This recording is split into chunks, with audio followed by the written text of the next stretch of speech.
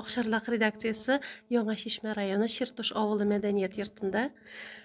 Рәмзия ханым Мусина хәзер безгә шул мәдәният йорты нигезендә эшләгән музей турында сөйләп китә. Исәнмесез, хөрмәтле дусларыбыз, бик шатбыз. Менә бүген безгә килде Казаннан Актерлар газетасы хезмәткәрләре. Һәм мин инде рәхәтләнеп таныштырам үземнең авылымның тарихы белән, безнең авылыбызның тарихы 1792 елларга барып тоташа. Чертуш дигән атама инде ул Иртыш дигән елганың кыскартылган вариантыннан ясалган. Һәм менә шушы авылыбызның тарихын өйрәнеп инде безнең тарихи вакыйгаларга бай авылыбыз. Иң беренче без әйтәсем килә 1919 елның 2 февралендә 37 авылдашыбыз венгер матерлар тарафыннан атып үтерелгән каберлек тарихын без 2019 елда зурлап үткәрдек, хәтер ясап.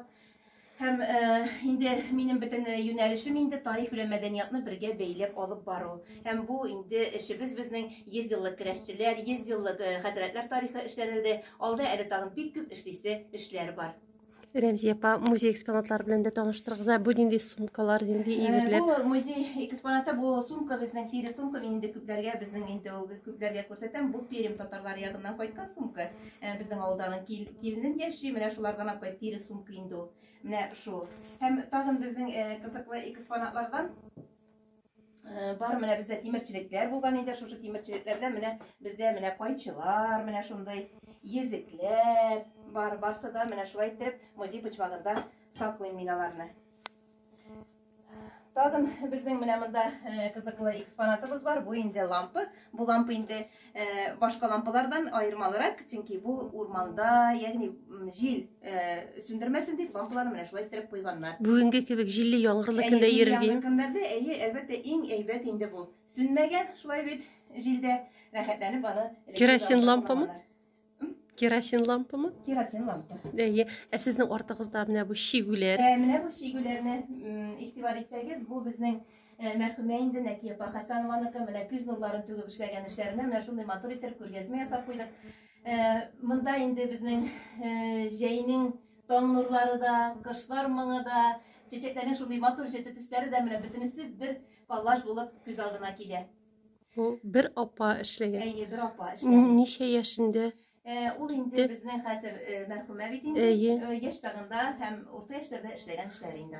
Ничә яшендә китте Нәкия апа? Нәкия апага 1-2 ел инде мәрхүм булганнан. Аның балалары безгә менә шулай тапшырдылар. Һәм менә бездә шундый кызыклы гына күлмәкләр бар. Менә монысы инде Фәүзия апаның күлмәге, үзе теккән бу 57 елгы күлмәк. Бик матур итеп татар халык күлмәге, чын милли үзебезчә безнең авыл күлмәге.